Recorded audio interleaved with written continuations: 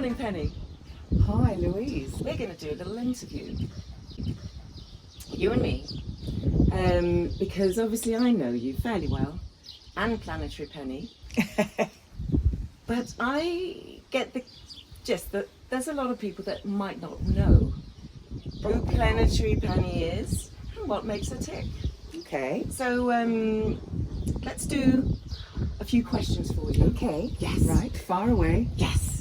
So first of all, Penny, the astrology. Ah. Yes. Planetary Penny, how long have you been doing it? Gosh. Well, I think I first became interested in astrology in my 20s, and that's an awfully long time ago. Too long ago to really want to own up to, but a long time. And I did a few courses. I luckily, or maybe synchronistically, met a few people who came into my life who were very good astrologers, and I became fascinated by the whole subject.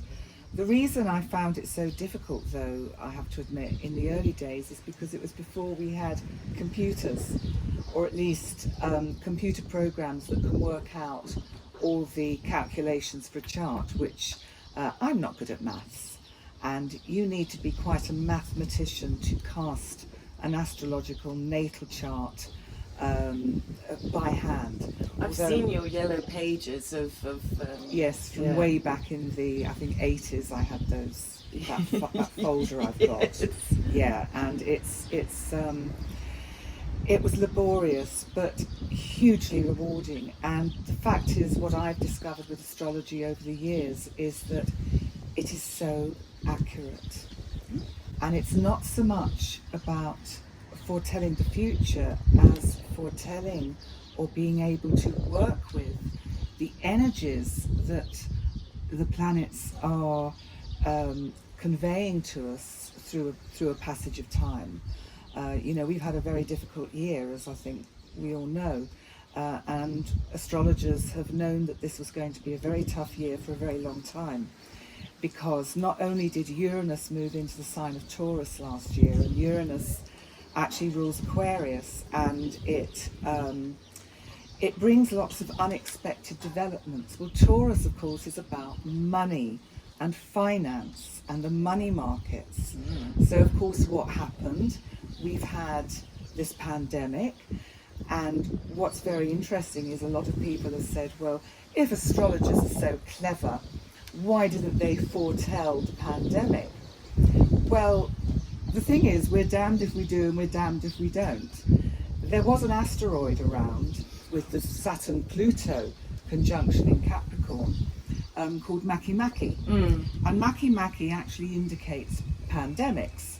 But can you imagine if 1 to 2 years ago astrologers had said there's going to be this terrible plague in 2020 and the money markets and the world economy will collapse? Would have been a laughing stock, so you can't say it. No. So there's a lot about hindsight with astrology. Yeah. But really, and you won't shut me up, I mean, I can No, carry on. I know. Yes. But I came back into astrology probably when I first moved to Gozo 16 years ago, because I met a very good friend who used to be a professional astrologer, my lovely friend Jo Sales, and I'm sure she won't mind me mentioning her because I did learn a huge amount from her. And she brought me into the 21st century with all these wonderful apps and astrological programs that can help you actually work out what's going on. So she sort of told me what apps to get, and it was great. And so we used to sit and pore over our iPads together. Over many years we did this. And then I also had a reading with my astrology teacher and mentor, Alison Chester Lambert. And she, I decided to have lessons, full-time lessons with her. And that was probably one of the best things I could have done, because Alison also trained by an incredibly brilliant astrologer called Liz Green. And Liz Green was a psychoanalytical psychotherapist and an astrologer. And so she connected astrology with the archetypes of psychoanalysis. Mm-hmm. And for me, with my background in psychotherapy, this was a lovely wedding, if you like, Mm-hmm. of my two favourite ways of looking at how one can help people grow. Yeah. Well, the thing is, now you said psychotherapist and psychotherapy, you are a psychotherapist. Yes, I am. How long and what did it entail? Because I thought you were a life coach. Ah, okay. The modern terminology, which sort of covers a multitude of sins. No, I trained in psychoanalytic psychotherapy, I was about 28, so again, an awfully long time ago. And that was a 5-year course with a place called the Association for Group and Individual Psychotherapy. And it fascinated me. I went into it basically because I wanted to understand myself better. Most therapists, you find, become therapists because they've initially been struggling with their own demons. And so their own personal journey through therapy, which you have to do, that's mandatory when you're training as a therapist, is just invaluable. So then, having done my training, I worked as a psychotherapist for, let me think, it was about 25 years in the UK before I moved to Gozo. Oh wow, okay. And for part of that time I was attached to a psychiatric unit at Orpington Hospital under a psychiatrist and on the ward rounds, and that I learned a huge amount then about the sort of more serious side of mental health and how to cope with that. And psychotherapy can be extremely enabling, used in the right ways. Now, what brought me to using the terminology life coach is because I did do a life coaching course years ago. It was probably about the same time that I did my BACP accreditation, which is the British Association for Counselling and Psychotherapy. Now, when I came to Gozo, it seemed to me that it would be, I would try to work as I called myself a counsellor at that time, because psychotherapy, because of all the rules and accreditations, and the Ministry of Health in Malta has a very different set of criteria to which you have to adhere. And to be quite honest, it was going to be very difficult to achieve their requirements within the framework of being outside my own country where I had done the training. Okay. So I did loosely termed counselling, and then recently, when I decided to bring the astrology and all my knowledge together in one package, hence Penny Dix Astrologer and Life Coach, it seemed to me that people were far more encouraged to come and talk to me if I called myself a life coach. Yes. Whereas if I called myself a psychotherapist, they ran for the hills because they thought I was going to put them in a straitjacket and send them off to Mount Carmel. So it really was an amazing kind of switch. Yes. But it works, and it's all in the words. And what a shame sometimes that it has to be all in the words. Mm. But that's how I got to where I am now. Very, quite a long journey, but. And you actually now, you don't separate them, or you do separate them? I do separate them. So my amazing tech guy Jerry Vella helped me build a website, and I wanted it to be simple. I decided to call myself Astrologer and Life Coach because I still wanted to offer my counselling skills or therapeutic skills. I specialise very much in anxiety, depression, panic attacks, that side of mental health as well as addictions. And of course, when the COVID crisis hit us, it sort of kick-started me into doing some live videos, basically of self-help, because I was very scared, and I thought, well, maybe to make myself feel better, if I tell people how they can deal with anxiety, it will also remind me how to deal with anxiety. So that's how my COVID-19 videos kind of started. Sort of self-help and bringing it out there. Yes, yes. They've been very good. Thank you. Yes, and I know a lot of people have been watching them, following you. Yes, Definitely. Yes. I also need to know about Planetary Penny, because Planetary Penny is actually quite a fab name. It is, it's for great, yourself. isn't it? Now, how did that come along?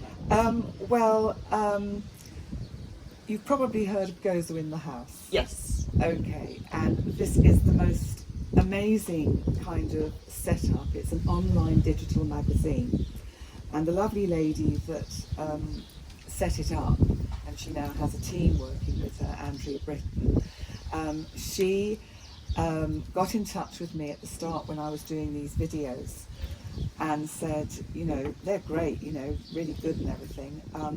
Can I give you a little bit of kind of like constructive, helpful criticism? So I said, yeah, sure, far away.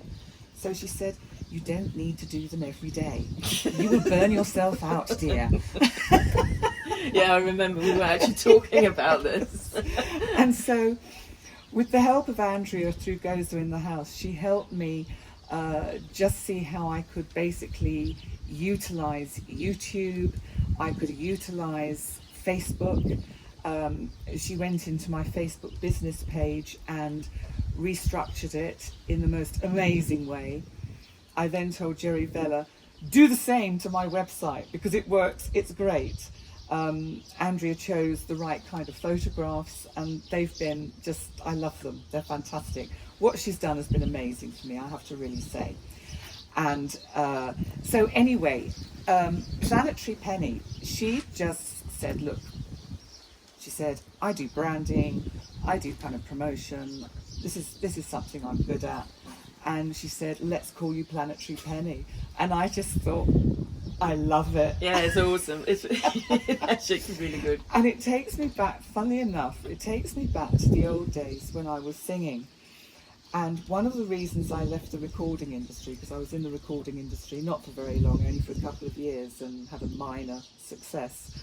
But one of the reasons I left the recording industry was because I didn't like the fact that they wanted to brand me and make me into something that I didn't feel I was and market me as a package. Of course, now you're Planetary enough, Penny. It's come full circle, but I actually understand now where they were coming from. So it's been a big learning curve, because actually with what Andrea's doing with me now is absolutely spot on. And you know, okay, it can sound a bit poppy and pop astrology, Planetary Penny, but if people actually then take the time to listen to what I say and to listen to my astrology, try a one-to-one and have an astrology session with me, I think they realise that it is much more about self-development. Yes. It's not about fortune telling. No. Well, obviously I know that. We've been talking about this many times. Yes, we have. Yes. We have. So how long have you actually lived here? I've been in Gozo 16 years, and I moved over here with my mother 16 years ago. She'd had a stroke and I was her full-time carer. Oh, wow. And that went on till 6 years ago when she passed, and that was a huge life change for me, because you know, when you've been living with someone for 16 years, and I was very close to my mother, it was a huge loss for me. Yes. But it probably enabled me to do the next stage of growing up, because contrary to popular belief, growing up takes a lifetime. And I'm not frightened to say that I'm 65, and I'm getting there. But you know, it's a long process growing up. I mean, that's a long list of merits and long list of achievements but what are you passionate about? What apart from like your business now, what do you do? I love talking to people. Yes. I love friends. You've been an amazing support to me through the whole of this crisis with our FaceTime early evening drinkies, and we've just had, that has been very special for me.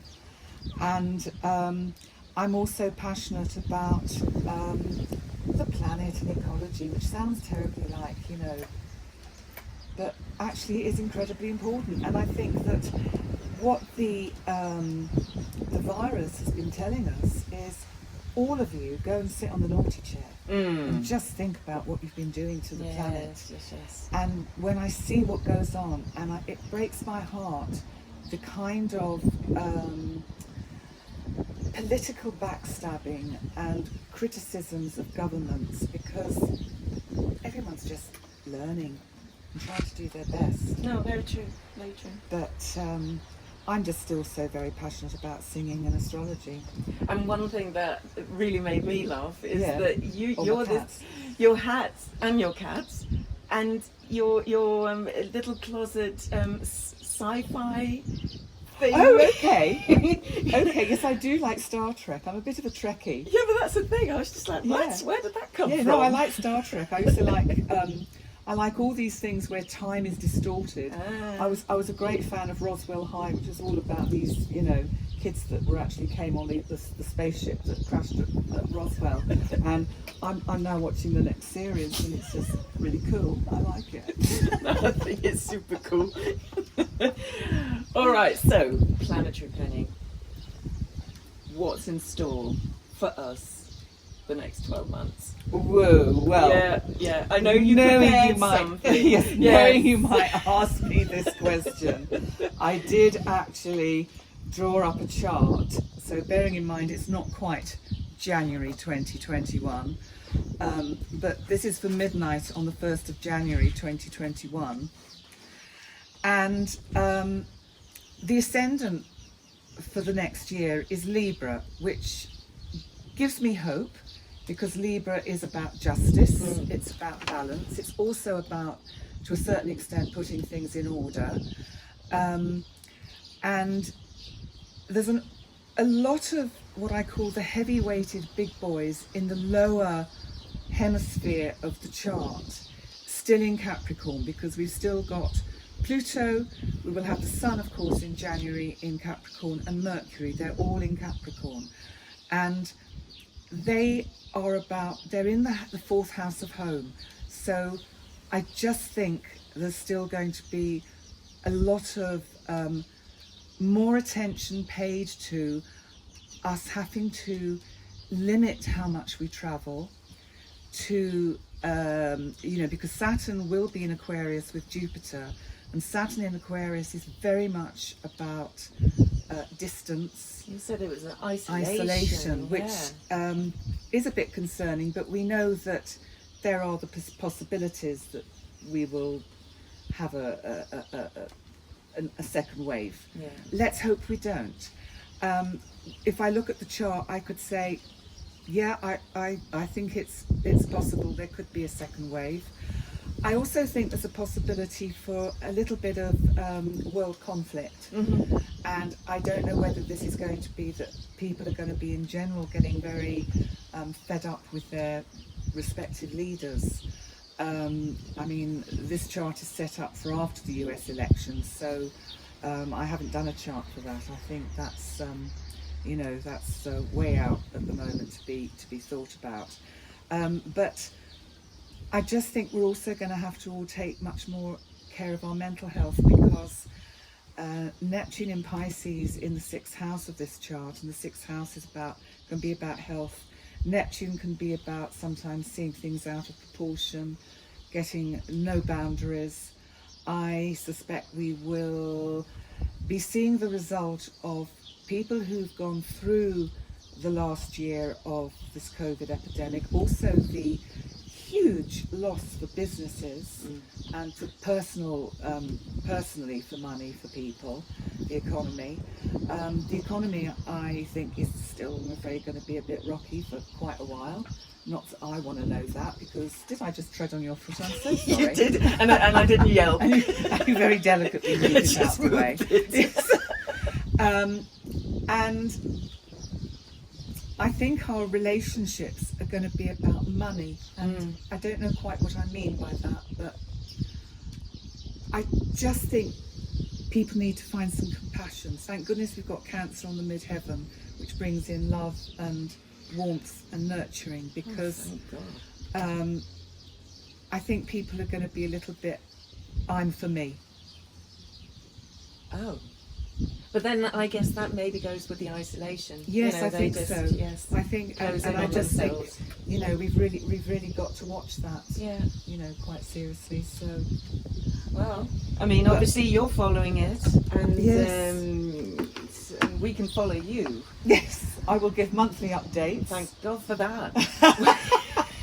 What else? What's in store? What's your plan? I just want a peaceful time. Yes. I want to connect more with friends. I'm still going to be hugely mindful of my personal kind of care and looking after myself. And I think, in general, we all need to take care of our personal mental health. Yes. I think, you know, we can get a lot of trauma out of this. And health in general. I mean, health in general. Now you started cooking. Oh yes, yes. Oh yes. Oh, my new passion. Oh, I completely forgot about it. Yes, thank you, Louise. You taught me how to cook through in lockdown. Hey. Yes, I can now actually grill a piece of chicken. Oh, well done. Which people out there that know me will go, Jesus Christ. Yes, exactly. It's not scrambled egg on toast every night anymore. No, it was last night though. But... Penny, I love talking to you. I love talking to you. Thank you, and I'm so glad I actually got the chance to ask you these questions, and especially with regards to your background and so on. That was really important. Yes, thank you so much, Louise. You're welcome. Really appreciate. You're welcome. Anytime. And thank you to Gozo in the house. Thank you to Gozo in the house.